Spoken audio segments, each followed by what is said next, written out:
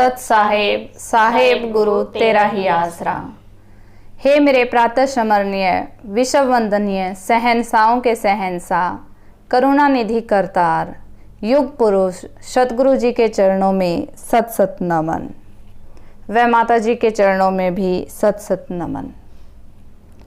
इसी के साथ आप सभी को पक्का सौदा धाम सदलपुर, सर्वधर्म सेवा समिति सदलपुर, राजयोग सेवा समिति सदलपुर व श्री कृष्ण गौशाला सदलपुर की ओर से जन्माष्टमी के शुभ अवसर पर आप सभी को हार्दिक बधाइयाँ व शुभकामनाएं।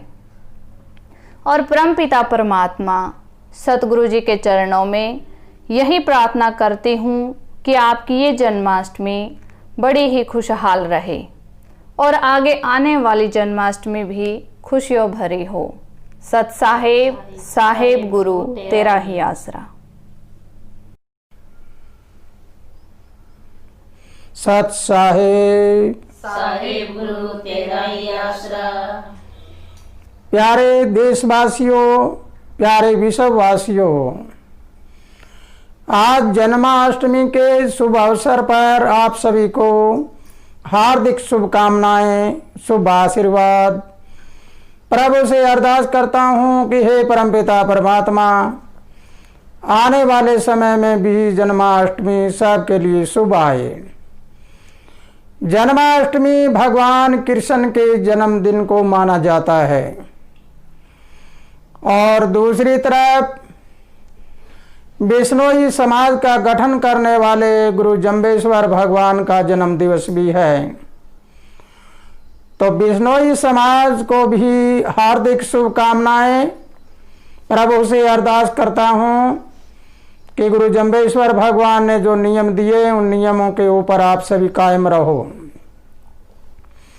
मेरे प्यारे ज्ञानी पुरुषों, जन्माष्टमी के बारे में आज आपको बताऊंगा कि भगवान कृष्ण कौन थे, क्या थे, उन्होंने क्या किया और समाज को क्या देकर गए, विश्व को क्या देकर गए। इंसान जन्मता है और जन्मने के बाद मृत्यु के मुंह में चला जाता है।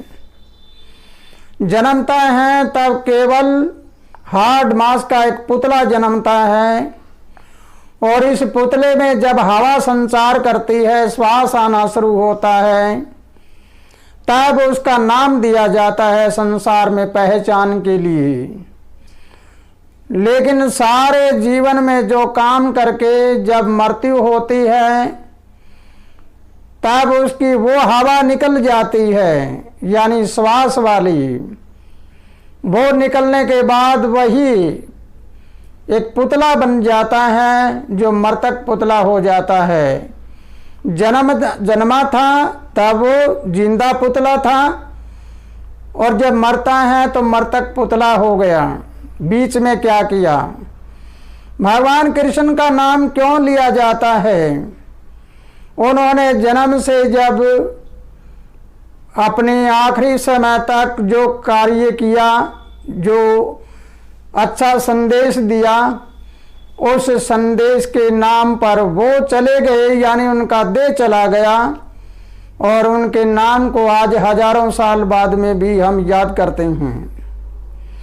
तो अब हमें प्रेरणा लेनी चाहिए कि जो भगवान कृष्ण करके गए वो हमें करना चाहिए।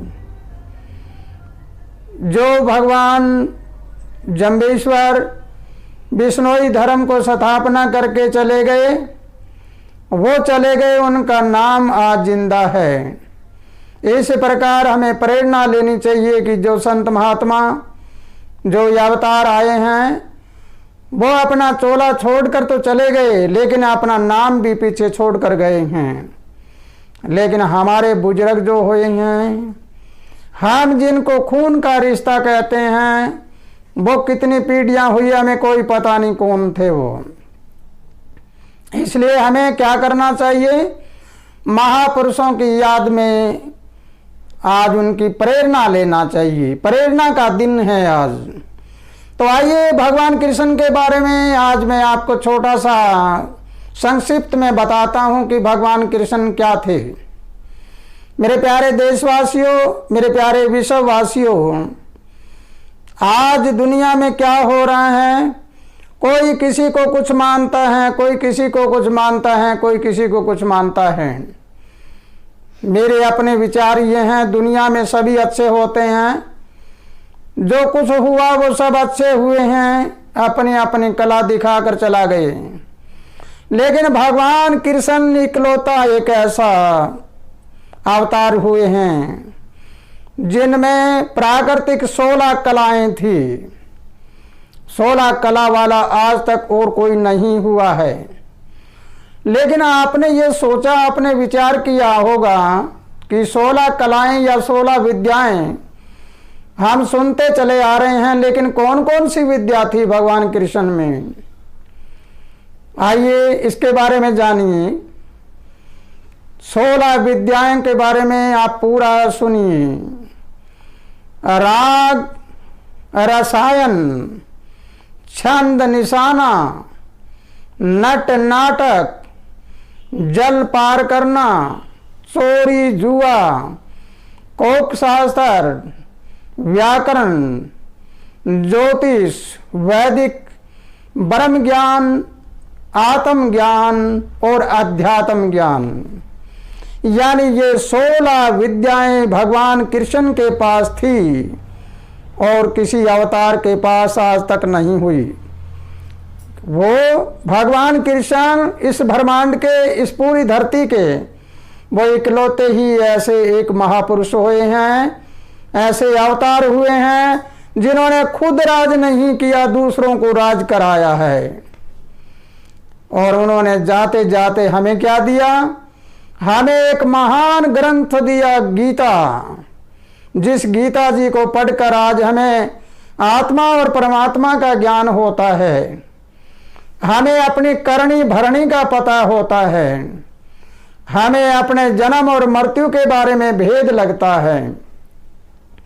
ऐसे महान ग्रंथ देने वाले को आज के दिन हम याद करते हैं, उनके जन्म को याद करते हैं। लेकिन एक बात और बताना चाहूँगा, कुछ एक बातें ऐसी होती हैं जिनमें भगवान राम को कहा जाता है सूर्यवंश, भगवान कृष्ण को कहा जाता है चंद्रवंश। ये क्या होता है? चंद्रवंशी कौन होता है, सूर्यवंशी कौन होता है? सूर्यवंश का मतलब होता है कि जो सूर्य होते हुए जन्मे, चंद्रवंश का मतलब होता है जो चंद्रमा के होते हुए जन्मे। भगवान कृष्ण का जन्म पखवाड़े के आधे में, यानी अष्टमी को, हंदेर पक की अष्टमी को, जब चंद्रमा उगा था, चंद्रमा के उगते वक्त उनका जन्म हुआ। इसलिए चंद्रमा वायु कोण में होता है। इस चंद्रमा की दिशा भगवान कृष्ण को एक शुद्धता के रूप में समझा गया है। और सूर्य होता है पूर्व में, जो क्षत्रिय दिशा है, इसलिए भगवान राम को क्षत्रिय समझते हैं। अब हम दोनों का मिलान करके देखते हैं तो आपको बहुत बड़ा ज्ञान हो जाएगा। आज जन्माष्टमी के शुभ अवसर पर भगवान कृष्ण के महाभारत में युद्ध में क्या हुआ था? महाभारत का युद्ध हुआ। युद्ध किसे कहते हैं? 3 चीज होती है युद्ध, लड़ाई और झगड़ा। युद्ध होता है धर्म और अधर्म के बीच में, लड़ाई होती है किसी वस्तु को प्राप्त करने के लिए, झगड़ा होता है अकारण, कारण नहीं होता झगड़े का कोई। तो मेरे प्यारे विश्ववासियों, मेरे प्यारे देशवासियों, आज हम आपको युद्ध के बारे में बताएं। महाभारत का युद्ध क्या था? महाभारत के युद्ध में एक तरफ कौरव थे और एक तरफ पांडु थे, लेकिन पारिवारिक थे दोनों। दोनों में न्याय और अन्याय की बात थी। जब भगवान कृष्ण के सामने ये पक्ष रखा गया, तब भगवान कृष्ण ने उनको समझाया युद्ध नहीं किया करते, युद्ध में खून की नदियां बह जाती हैं। लेकिन दुर्योधन के एक अहंकार ने उसको स्वीकार नहीं किया। दुर्योधन ने कहा कि मैं अपना युद्ध करके ही सब कुछ प्राप्त कर सकता हूं। लेकिन पांडवों ने क्या कहा? पांडवों ने कहा जो कुछ शांति से मिल जाए वही अच्छा होता है। चाहे हमें 5 ही गांव दे दो, हम तो 5 गांव में ही रह जाएंगे, कोई बात नहीं है। सारा हिंदुस्तान, सारा भारत तुम ले लो। लेकिन दुर्योधन ने कहा मैं फिर भी नहीं मानूंगा, मैं तो आपको भिखारी बनाऊंगा या मारूंगा। तब जब दोनों की मांग आई थी, दोनों को भगवान कृष्ण ने कहा था कि मांगो क्या चाहिए। दुर्योधन ने अपनी अक्षौणी सेना मांग ली सारी, और पांडवों ने कहा हमें तो केवल एक भगवान कृष्ण चाहिए। तब लोगों ने खिल्ली उड़ाई कि ये कृष्ण क्या करेगा, सेना तो सारी इनके पास है। लेकिन मेरे प्यारे विश्ववासियों, मेरे प्यारे देशवासियों, जिसकी उंगली से चक्कर चलता हो, यानी वो एनर्जी, वो ऊर्जा, जो विश्व शक्ति, वो वर्ल्ड पावर जिसके हाथ में हो, उसके आगे हथियार काम नहीं करता, सेना काम नहीं करती। तब युद्ध में क्या हुआ? युद्ध में भगवान कृष्ण ने अपना चक्कर चलाया और द्रौपदी ने खप्पर चलाया। तो जीत किसकी हुई? जीत तो धर्म की हुई। अधर्म हार गया, सत्य की जीत हुई। तो इसलिए युद्ध में क्या हुआ? धर्म और अधर्म की बात थी। धर्म की विजय हुई, पांडवों की विजय हुई और सेना हार गई। अब लीजिए रामायण को। रामायण में लड़ाई हुई थी, युद्ध नहीं। उस लड़ाई में रावण को मार गिराया गया। लेकिन रावण बहुत बड़ा विद्वान था। रावण बहुत बड़ा विद्वान था। रावण 14 विद्या जाना करता था। राग, रसायन, छन, निशाना, नट नाटक, जलपार करना, चोरी, जुआ, कोप शास्त्र, व्याकरण, ज्योतिष, वैदिक और ब्रह्म ज्ञान, 14 विद्याएं ज्ञात थी। रावण को इतना बड़ा विद्वान था। लेकिन रावण की एक बात में प्रशंसा होती है, रावण अपने नियम का पक्का था, मर्यादा का पक्का था। सीता का हरण करके भी सीता को इतनी सुरक्षित रखी, माता सीता का पहरा रखा और माता सीता की मर्यादा को नहीं तोड़ा, नारी का सम्मान किया। मनोदरी ने एक तिलक बुद्धि के पीछे राम के नाम का लगाया हुआ, लेकिन फिर भी रावण ने मनोदरी को त्यागा नहीं, उनका सम्मान किया। ऐसा आज ज्योतिष शास्त्र देखते हैं तो रावण की संहिता चलती है ज्योतिष शास्त्र में, और रावण ने 4 बातें कही थी, बहुत बड़ी बातें थी। वो इतना बड़ा विद्वान और इतना बड़ा ज्योतिष, इतना बड़ा साइंस जानने वाला था। उन्होंने कहा बाप से पहले बेटे को नहीं मरने देता, अगर मैं रह जाता कुछ और तो। दूसरा कहा आकाश के पेड़ी लगा देता, सीढ़ियां लगा देता, अग्नि में धुआं नहीं छोड़ता, और क्या होता, सोने में सुगंध ही कर देता। ऐसा विद्वान रावण है जिसके तो आज पुतले जला रहे हैं। लेकिन रावण का दोष इतना ही था कि उसने एक साधु के भेष में आकर छल किया। लेकिन आज कितने साधु ऐसे होंगे, कितने रावण होंगे, इसके बारे में नहीं कहा जा सकता। लेकिन मेरे प्यारे देशवासियों, सम्मानित है सब, जो भी है सबका सम्मान है, सबका आदर सत्कार है। अब लीजिए तीसरा चरण आ गया झगड़े का। रामायण में लड़ाई हुई, महाभारत में युद्ध हुआ, और आज हो रहा है झगड़ा। झगड़ा किसके लिए? राम और कृष्ण की मूर्ति पे।